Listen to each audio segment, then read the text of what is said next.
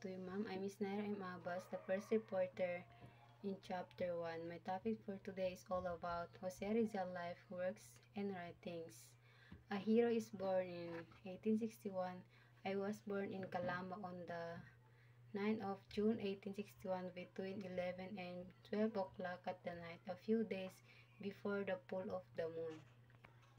So, sinabi dito na siya ay pinanganak sa Calamba, Laguna. Ngayon ay tinawag na Calamba, Laguna. Ipinanganak siya noong June 19, 1861, bandang alas 12 hanggang alas 12 ng gabi.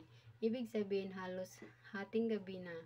Nabanggit na ito ay a few days before the full of the moon o ilang araw bago mag full moon.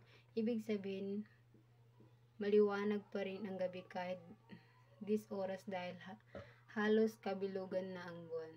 Jose Rizal, the greatest Filipino hero, was a true genius, gifted with exceptional talents and virtues.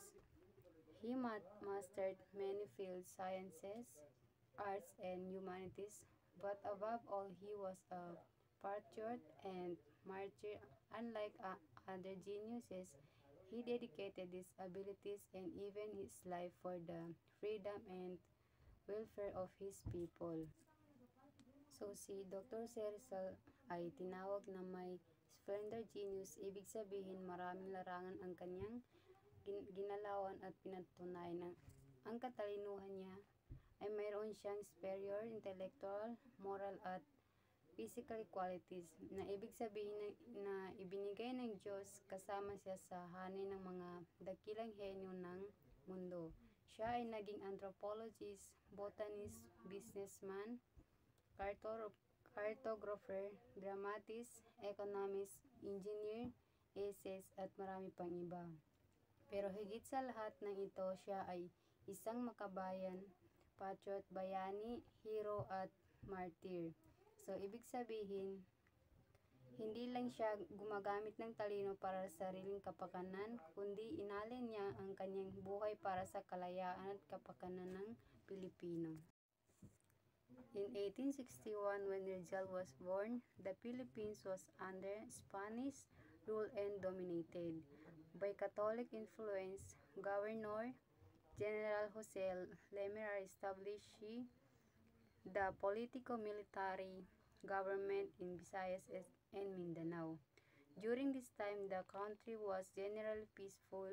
There were no major uprisings, pirates, raids, or foreign threats disrupting the land.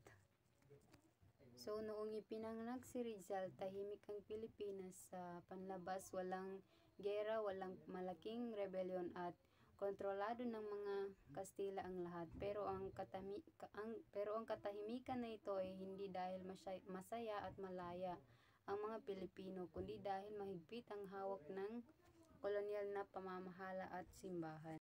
During Rizal time, the world outside the Philippines was troubled by the political conflict, social unrest, and foreign exploitation.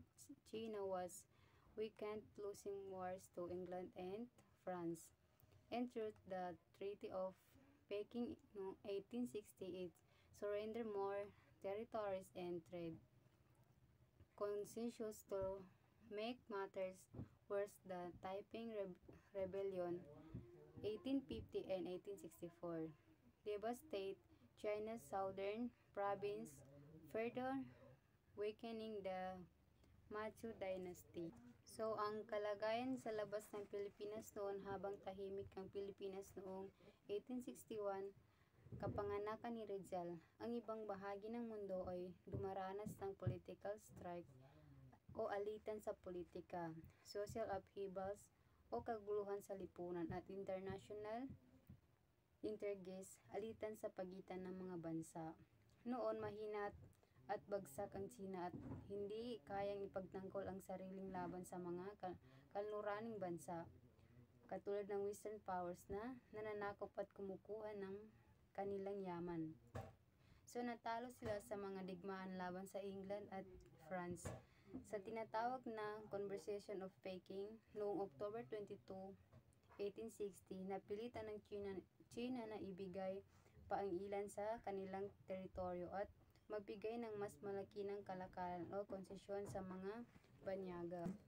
At mayroon din Taiping Rebellion noong 1850 and 1864, isang malaking pag-aalsa laban sa Manchu Dynasty na lalong nagpahina sa bansa dahil winasak nito ang mayamang mga probinsya sa timog ng Yangtze River.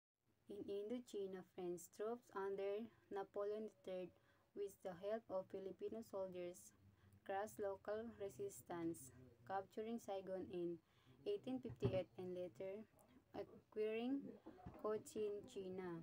Meanwhile, the British East India Company expanded its rule across India and Indo-Burma.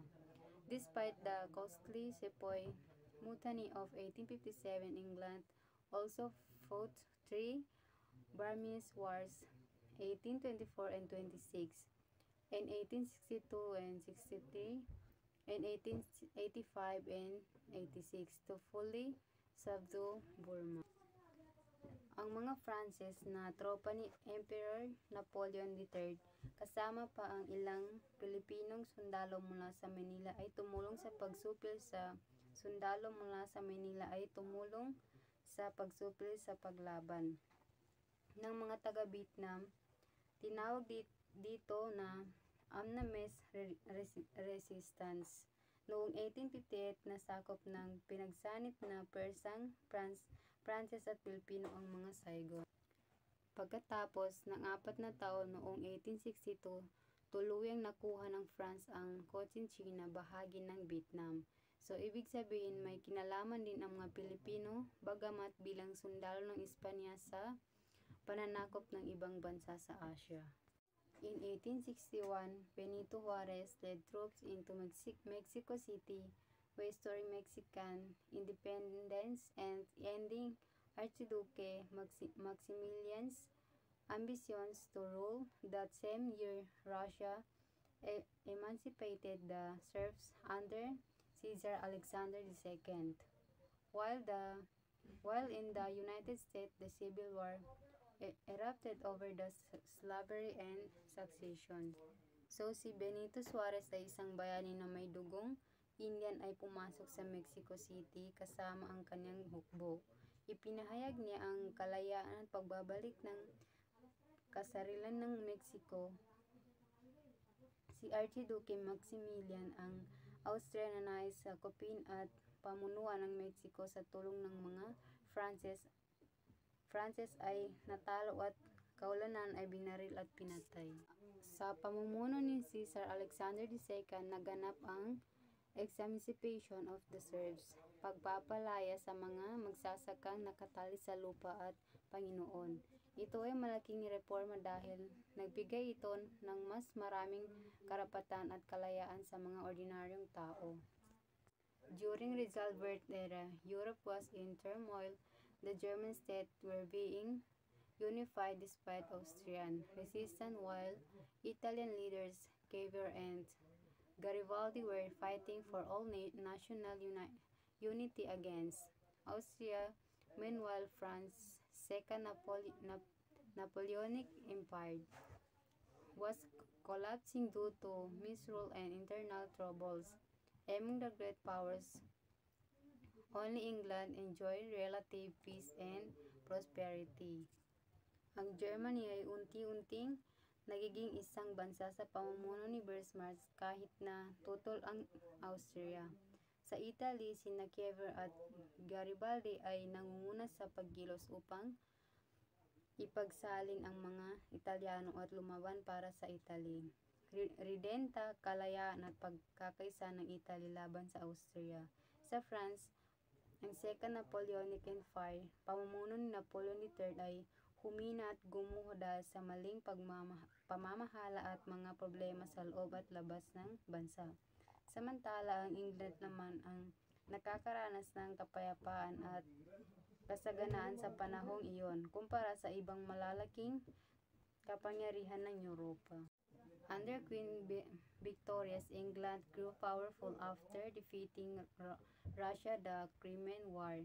1853 and 56, gaining colonies in the East and achieving greatness in diplomacy and literature. In contrast, Spain under the Queen Isabella II, 1833 and 1868, declined, losing most of its colonies in the New World excepting Cuba and Puerto Rico. Noong panahon ni Queen Victoria, natalo nila ang Russia sa Crimean War noong 1853 and 1856. Nagkakuha sila ng maraming mayayamang kolonyas sa silangan. Umangat ang England sa diplomasya at panitikan, kaya tinawag itong Victoria Era, panahon ng kasikatan at kasaganaan. Spain, panahon ni Queen Isabella II, noong 1833 at 1868, hindi naging kasing tagumpay ng England at nawalan ng maraming kolonyas sa bagong daigdig. Tulad ng New World, tulad ng Latin America, ang natira na lang sa kanila ng Cuba at Puerto Rico. Jose Rizal was born near midnight on June 19, 1861 in Calamba, Laguna on a moonlit night. He was baptized on June 22, 1861 by Rev. Rufino Colantes, with Rev. Pedro Casañas as his godfather. His mother named him Jose in honor of Santa Jose. So si Dr. Jose Rizal ay pinanganak siya sa malapit hating gabi ng Hunyo noong 1861 ng Miyerkules. Lugar ng kapanganakan niya sa Calamba, Laguna. Siya ay mahina at frail na sanggol noong una. Ang gabi ay maliwanag dahil malapit na sa kabilugan ng buwan. Bininyagan siya sa 3 araw matapos ipanganak noong Hunyo 2022 at 1861. Bininyagan siya sa lugar ng Catholic Church ng Calamba, Laguna. Pari na nagbinyag sa kanya si Rev. Rufino Colantes. Ang kanyang ninong ay si Rev. Pedro Casañas. Pangalan niya ay si Jose. Pinili ng kanyang ina bilang parangal sa San Jose. Jose Rizal full name was Jose Portacio Rizal Mercado Alonso Yolanda. He was the 7th of 11 children of Francisco Mercado Rizal and Teodora, destined to become the Philippines' greatest hero and a genius. Ang buong pangalan ni Dr. Jose Rizal si Portacio Rizal Mercado Alonso Yolanda. Mercado apelyido ng kanyang ama, Francisco Mercado. Alonso Yolanda galing sa pamilya ng kanyang ina, Teodora Alonzo Yolanda. Siya ay pangpito sa 11 anak ng asawa. Tinutukoy na siya ay bilang isang sanggol na magiging pinakadakilang henyo at bayan ng Pilipinas. Francisco Mercado, 1818 and 1898, father of Jose Rizal, was born in Biñan, Laguna. He studied Latin and philosophy at the College of San Jose in Manila and later became a tenant farmer in Calamba. He married Teodora Alonzo Yolanda on June 28, 1848. Rizal admired him, deeply calling him a model of a father. So ang tatay ni Dr. Jose Rizal, ipinanganak siya noong Mayo 18 sa Biñan, Laguna. Namatay siya noong Enero 5, 1898 sa Manila sa edad na 80. Edukasyon, marunong at may pinag-aralan. Nag-aral ng Latin at Philosophy sa Colegio de San Jose, Manila. Buhay bilang magsasaka. Pagkamatay ng kanyang ina, lumipat siya sa Calamba, Laguna. Naging isang kasama tenant farmer sa lupain ng mga Dominicanong, asawa ni Teodora Alonzo Yolanda, isang edukadong taga Maynila. Ikinasal noong Hunyo 28, 1848. Karelasyon kay Rizal, tinawag siya ni Rizal bilang isang model of fathers dahil sa kanyang kabutihan at pagiging huwarang ama. And that's all. Thank you. Let us proceed to the second report. Good morning, everyone, especially to you, Mom. My name is Bia Claire Bigamba, and this is my continuation report. In my topic, dito natin malalaman ang mga magulang ni Rizal, mga kapatid ni Rizal, Rizal's ancestry, and kung saan nanggagaling ang salitang Rizal, and especially the Rizal family. Our first topic is all about the hero's mother. The mother of Dr. Jose Rizal, named Theodora, was born in Manila on November 8, 1826 and died on August 16, 1911 at the age of 85. She graduated at Santa Rosa College. Si Dr. Jose Rizal ay mas mahal niya ang kanyang ina tulad ng pagmamahal ng kanyang ama. At ang sabi ni Rizal sa kanyang ina ay, "My mother is more than a woman of ordinary culture. She knows literature and speaks Spanish than I. She is a mathematician and has read books." Yan ang sabi ni Jose Rizal sa kanyang ina. Theodora also helped manage their farm and guided her children education. Si Rizal ay humahanga sa kanyang ina. Ang sabi niya na mas knowledgeable pa ang kanyang ina kaysa sa kanyang ama. Bakit nga ba humahanga si Jose Rizal sa kanyang ina? Dahil ang kanyang ina ay a woman of ordinary culture. Mas may malawak na kaalaman sa literatura. Let's proceed to the Rizal siblings. Francisco and Theodora has 11 children, 2 boys and 9 girls. First is Saturnina Rizal, ang panganay na anak ni Francisco at Theodora. Siya ay kinasal ni Manuel Timoteo Hidalgo na taga Tanauan, Batangas. In the picture below, that is the image of her husband named Manuel. The second child is Pasiano Rizal, ang pangalawang anak ni Francisco and Theodora. Ang nag-iisang kapatid na lalaki ni Jose Rizal. He also studied at San Jose College in Manila. Siya ay naging magsasaka and later became a general of the Philippines. And also he had a common law wife. According to my research, the name of his common law wife is Severina Dicina. The third child is Narcisa Rizal. This is the child of Francisco and Theodora. She was married to Antonio Lopez. Si Antonio Lopez ay isang school teacher sa Morong, Rizal. The fourth child is Olympia Rizal. She was married to Silvestre Ubaldo. She was born on December and died on September 22, 1887 at the age of 32. Lucia Rizal is the fifth child. She was married to Mariano Herbosa of Calamba. And the right side is her husband picture. That is the image of Lucia and his husband, and Lucia died on December 25, 1999. The sixth child is Maria Rizal. She was married to Daniel Fausto Cruz of Binyan, Laguna, and she passed away on September 1, 1945. The seventh child is Jose Rizal. The seventh child of Francisco and Theodora, the second son. He was considered as the lucky seven because he was the seventh child born to his parents and also because among his siblings, he became the most famous and honored. The eighth child is Concepcion. Concepcion died at the age of 3. And the ninth child is Josefa and the 10th child is Trinidad. Josefa and Trinidad, they are both died as an old maid. The youngest of Rizal's sibling is Soledad, and she was married to Pantaleon Quintero. Ancestry of Rizal. Dito natin malalaman kung ano ang iba't ibang lahi na nasa dugo ni Jose Rizal at ilan ang naging lahi ni Jose Rizal. Si Jose Rizal ay isang Filipino pero siya ay may halong iba't ibang lahi dahil sa kanyang mga ancestors.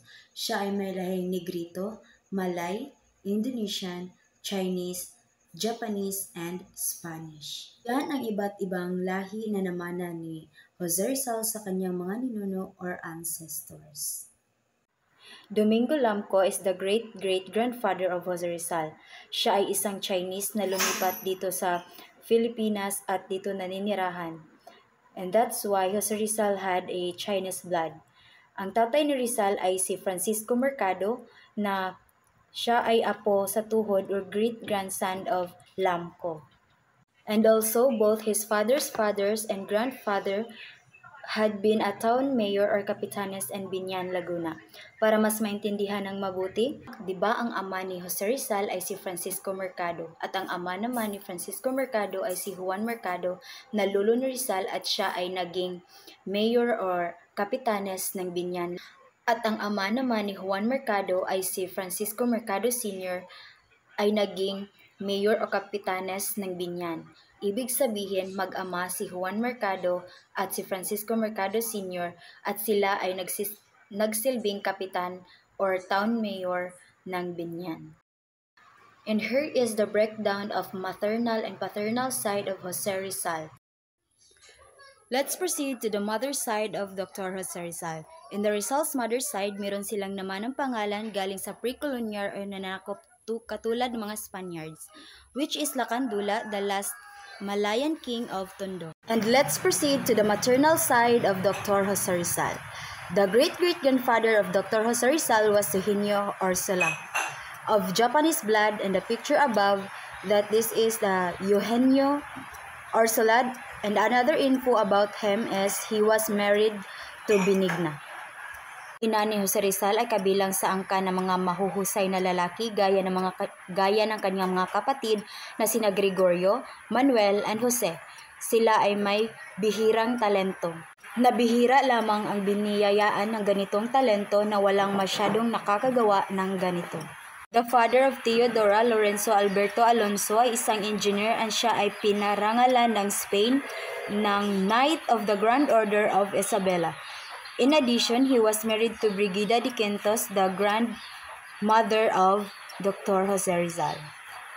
The maternal grandfather of Teodora was Manuel de Quintos, a isang tanyag o famous na abogado sa Manila, and he was married to Regina Orsua, the daughter of Eugenio Orsua and Benigna.